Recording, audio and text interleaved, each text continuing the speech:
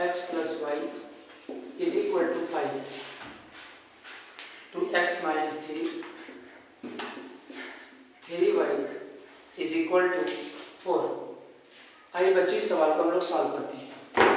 ये इंट्रोडक्शन की क्लास में कौन सा क्वेश्चन है जी? मेथड है बच्चों आपका एलिमिनेशन मेथड। इसको हिंदी में क्या बोलते हैं? इसको हिंदी में बच्चों बोलते हैं विलोपन विधि। क्या बोलते हैं जी? विलोपन विधि।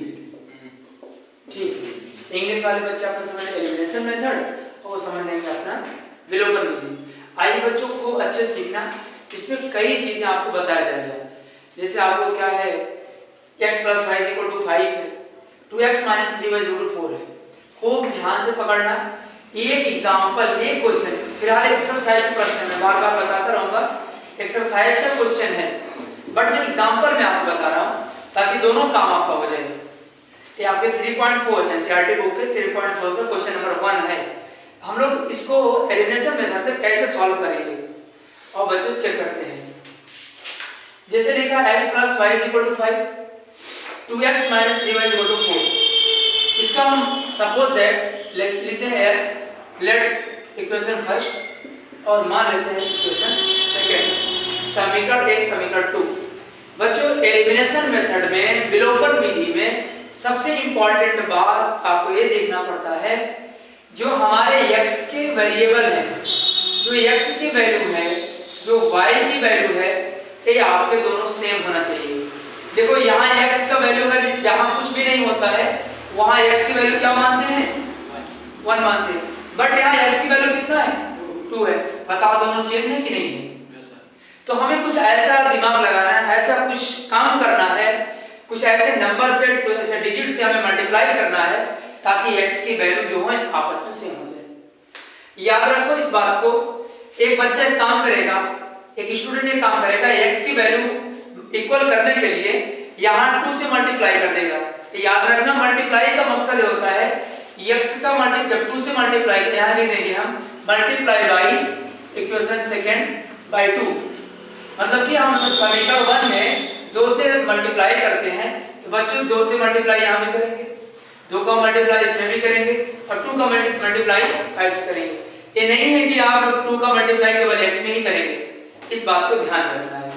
दूसरी इंपॉर्टेंट बात है, आपके पास एक बहुत अच्छा नॉलेज होना चाहिए।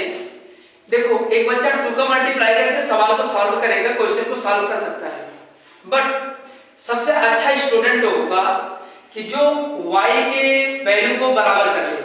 क्यों? यहाँ पर जो प्लस है यहाँ माइनस है, लास्ट में क्या होगा, दोनों कैंसिल हो जाएंगे। बट बच्चों इसको कैंसिल करने के लिए आपको साइन को चेंज करना पड़ेगा। बातें मेरी पकड़ में आ रही है? मैं बताना ये चाह रहा था, अगर ये आपका माइनस प्लस है तो ज्यादा सुटेबल होता है कि इस वैल्यू को इक्वल कर लें और इस वैल्यू को इक्वल ना करें। तो आइए हम लोग एक काम कर लेते हैं, इसको मल्टीप्लाई 2 से हम लोग नहीं काम करते हैं। तो क्या लिखेंगे ध्यान से? हम लोग लिखेंगे इसमें, जैसे यहाँ आपको 3 नहीं है, क्या लिखेंगे? क्या लिखेंगे? Multiply in the equation first by कितना करेंगे बच्चों? 3। बस फिर उसके बाद क्या करेंगे? इक्वेशन सेकेंड दोनों ऐड करने पर क्या करने में बच्चों? देन वी गेट, एडिंग कर देंगे। हिंदी में क्या लिखेंगे? समीकरण 1 में 3 से गुणा करके समीकरण 2 को जोड़ने पर क्या लिखेंगे बच्चों? ध्यान से सुने। समीकरण 1 में 3 से मल्टीप्लाई मतलब गुणा करने पर या समीकरण 2 को जोड़ने पर। अब बच्चों जोड़ने का मतलब है साइन चेंज नहीं होगा। जब सब्ट्रैक्ट शब्द लिखा जाता है तभी क्या होता है? साइन चेंज होता है। याद रखो, मैं एक चालाकी बता दूं, जो कमजोर स्टूडेंट है ये ना समझ पाएंगे कब सर इसमें ऐड होगा, कब सब्ट्रैक्ट होगा, कब जोड़ेंगे, कब घटाएंगे। कमजोर बच्चा अगर ना समझ पाए, बच्चों बस एक काम कर देना, आप यहाँ लिख लेना मल्टीप्लाई वो सब लिख लेना, बस यहाँ लिख लेना equation first and second then solve. क्या लिखोगे? देन सॉल्व, और उसके बाद हम लोग सॉल्व कर लेंगे। फिर आपको समझ नहीं आता ऐड हो रहा सब्ट्रैक्ट, फिलहाल आपको मैं क्वेश्चन जब सॉल्व करूंगा एक्सरसाइज, वहां आपको प्रैक्टिस जब करेंगे ऑटोमेटिक आपको इस बात को नॉलेज हो जाएगा। अभी इंट्रोडक्शन क्लास है, बस थोड़ी थोड़ी बातें हम लोग जान लेते हैं क्योंकि हमें आगे नेक्स्ट चैप्टर का इंट्रोडक्शन आपको देना है। अब यहाँ हम लोग एक काम कर लेते हैं, चलो इस क्वेश्चन को सॉल्व करते हैं।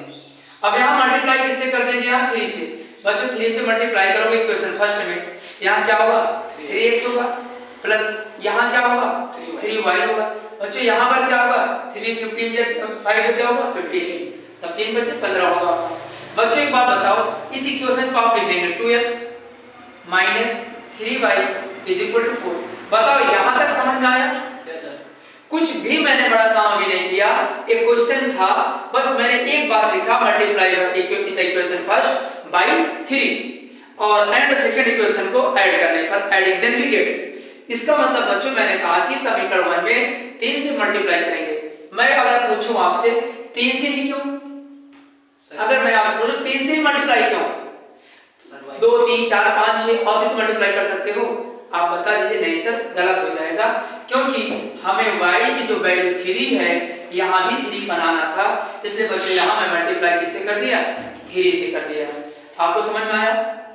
अब आपसे अगर मैं पूछ लूं सर x की वैल्यू 2 है, यहाँ 2 से मल्टीप्लाई कर देते तब पर सवाल होता सवाल। यस बच्चों सॉल्व हो जाता, लेकिन सवाल में साइन को चेंज करना पड़ता, सब काम आगे आपको प्रॉब्लम होती, बाकी सॉल्व कर सकते हैं, आंसर भी सही होगा। अगर जो बच्चा ऐसा भी लगा रहा है तो उसका भी सवाल सही है, गलत नहीं है। बट इस प्रकार से इस नियम से लगाने से सवाल आसान हो जाती है। बच्चों अभी तक मैंने कुछ बड़ा काम नहीं किया है, यहाँ मैंने 3x मल्टीप्लाई किया है, यहाँ y था तो 3y हुआ, यहाँ 5 था यहाँ 15 हुआ। अब बच्चों ध्यान से देखो, एक लाइन ऐसे खींच लेना है, खींचने के बाद देखो यहाँ प्लस है यहाँ माइनस है।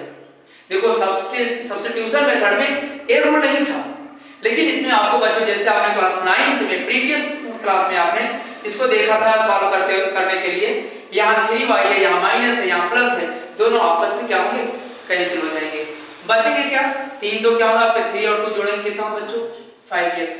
यहाँ बच्चों कितना होगा 15 में 4 बच्चों जोड़ेंगे कितना आएगा 19, मतलब 19 आ जाएगा। बच्चों 5 कहाँ जाएगा x के नीचे, हम यहाँ लिख देंगे बच्चों x is equal to divide में चला जाएगा। यहाँ पर बच्चों आपकी जो वैल्यू आएगी x इज इक्वल टू 19/5 होगा।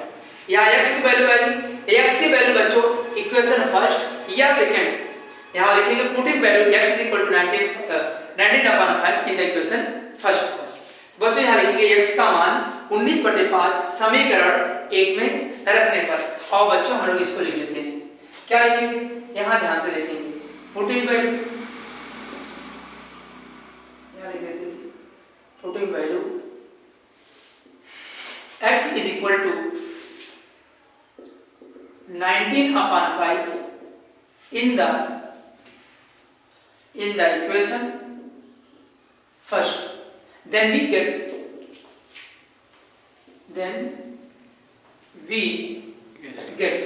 अब बच्चों ध्यान से देखिए x की वैल्यू कितना है 19/5, क्या है 19/5, जहां पर x है वैल्यू क्या रखोगे 19/5।